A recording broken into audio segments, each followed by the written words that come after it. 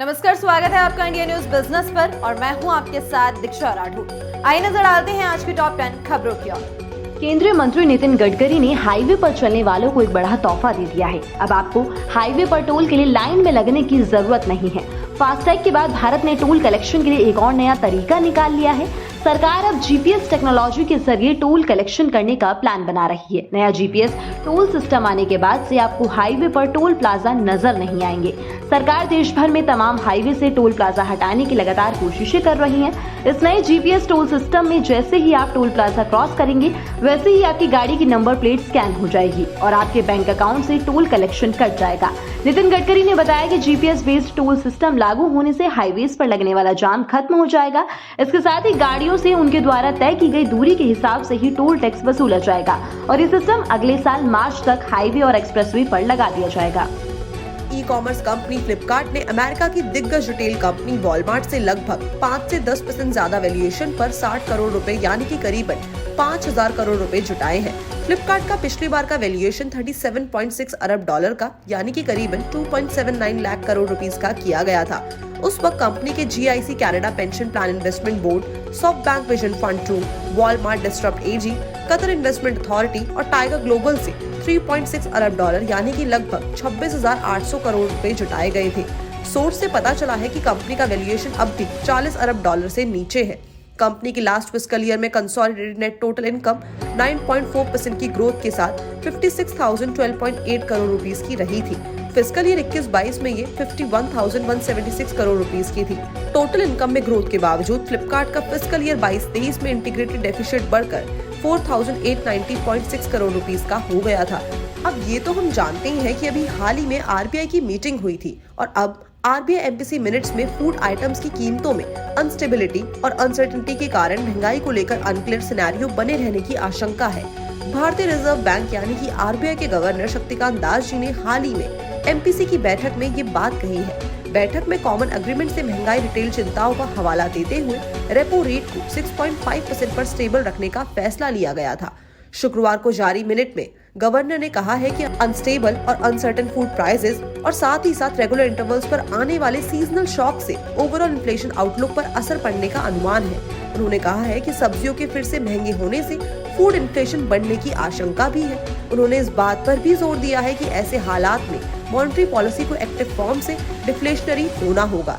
ऐसे में policy stance में कोई भी बदलाव समय से पहले और रिस्क भरा होगा। वेस्ट बंगाल के एक चिटफंड घोटाले की जांच अब देश के एक बड़े जादूगर तक पहुंच गई है। आपको बता दें कि इस बात की जानकारी ED के एक ऑफिसर ने दी और बताया कि ये जो चिटफंड का जो मामला है जिसमें घोटाला हुआ है, इसमें इन्वेस्टर्स के साथ लगभग 790 करोड़ रुपए के आसपास के अमाउंट का घोटाला हुआ है और इस जांच में पूछताछ के लिए जिस जादूगर को बुलाया गया है उसका नाम जो है वो PC सरकार जूनियर है। ये देश के बहुत बड़े जादूगर हैं और इसके अलावा ऑफिसर ने ये भी बताया है कि हम सरकार से भी पूछताछ कर रहे हैं और पता लगाने की कोशिश कर रहे हैं कि कहीं किसी तरीके से भी इस पूरे चिटफंड घोटाले में सरकार का इन्वॉल्वमेंट तो नहीं है।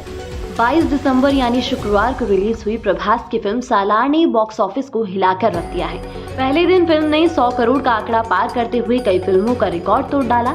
सालार के साथ प्रभास ने अपनी ही फिल्म बाहुबली का भी रिकॉर्ड तोड़ दिया है। मेकर्स को फिल्म से काफी उम्मीदें थी और ये फिल्म उस पर खरी भी उतरी है। फिल्म को साउथ में सबसे ज्यादा देखा गया। कर्नाटक में प्रभास स्टारर ने 12 करोड़, केरल में 5 करोड़, तमिलनाडु में लगभग 4 से 5 करोड़ का बिजनेस किया है।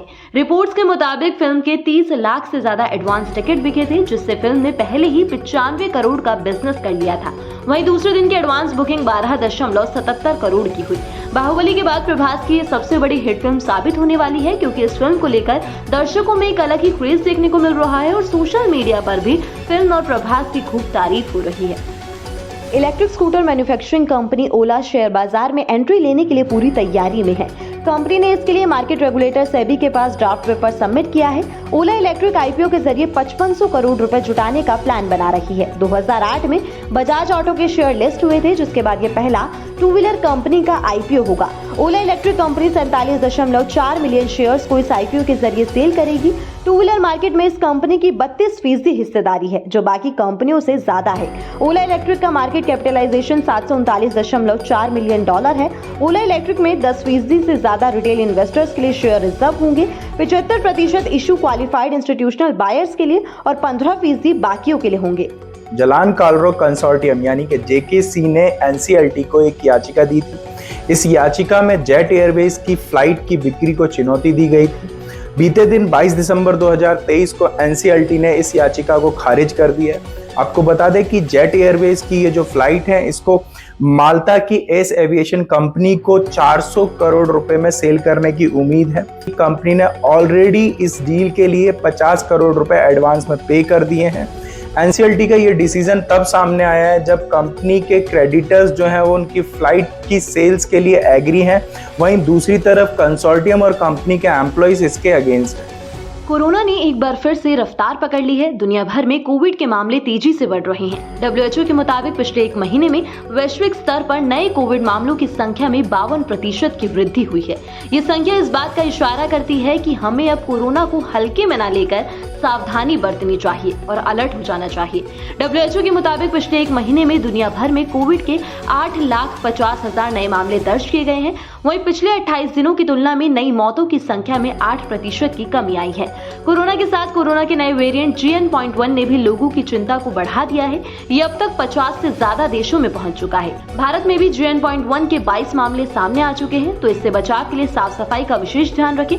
बाहर से आने के बाद हाथों को अच्छे से धोएं। इसके बाद आंख, मुंह या नाक को साफ करें। जुकाम, खांसी या इन्फेक्टेड व्यक्ति से 2 मीटर की दूरी रखें। फोन या दूसरी चीजें जिनका आप ज्यादा इस्तेमाल करते हैं उन्हें सैनिटाइज करते रहें और किसी भी तरह के लक्षण दिखने पर डॉक्टर से कंसल्ट जरूर करें। शराब घोटाले मामले में दिल्ली के मुख्यमंत्री अरविंद केजरीवाल को एक बार फिर से पूछताछ के लिए बुलाया गया है। जी हां, ईडी ने एक बार फिर CM केजरीवाल को समन जारी कर दिया है और ये जारी किया गया तीसरा समन है जिसमें ईडी ने CM केजरीवाल को सवाल जवाब करने के लिए 3 जनवरी को पेश होने को कहा है। इससे पहले 21 दिसंबर को दिल्ली के मुख्यमंत्री को ईडी के सामने पेश होना था, लेकिन वो उससे पहले ही 10 दिन के विपश्यना शिविर के लिए रवाना हो गए थे और ईडी के समन का जवाब देते हुए अरविंद केजरीवाल ने कहा कि ये राजनीति से प्रेरित है। मैं हर कानूनी समन मानने को तैयार हूं, लेकिन ये पिछले समन की तरह गैर कानूनी है। तो 21 दिसंबर को ईडी के सामने उपस्थित न होने पर एक बार फिर से जांच एजेंसी ने अरविंद केजरीवाल को समन भेजा है। जांच एजेंसी की तरफ से दिल्ली के मुख्यमंत्री को ये तीसरा समन है। इस बार ईडी ने अरविंद केजरीवाल को 3 जनवरी को पेश होने को कहा है।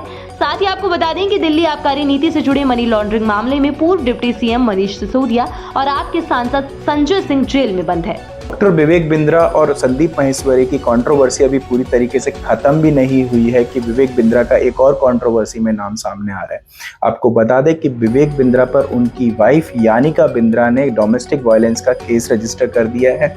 विवेक बिंद्रा के खिलाफ ये जो कंप्लेंट रजिस्टर कराई गई है, ये उनके ब्रदर इन लॉ वैभव ने रजिस्टर कराई है। नोएडा के सेक्टर 126 के थाने में ये कंप्लेंट रजिस्टर कराई गई है। IPC के सेक्शन 323, 504, 427 और 325 के अंतर्गत ये कंप्लेंट रजिस्टर कराई गई है। मामला 7 दिसंबर 2023 का है, जब विवेक बिंद्रा और उनकी मदर प्रभा के बीच में किसी बात को लेके एक बहुत बड़ी लड़ाई हो जाती है, जहां पर उनकी वाइफ जो यानिका बिंद्रा है वो इसमें इंटरफेयर करती हैं, जिसके बाद विवेक बिंद्रा जो है वो यानिका बिंद्रा के साथ मार पिटाई करते हैं और उसके बाद यानिका बिंद्रा ने उनके अगेंस्ट डोमेस्टिक वायलेंस का केस रजिस्टर कर दिया।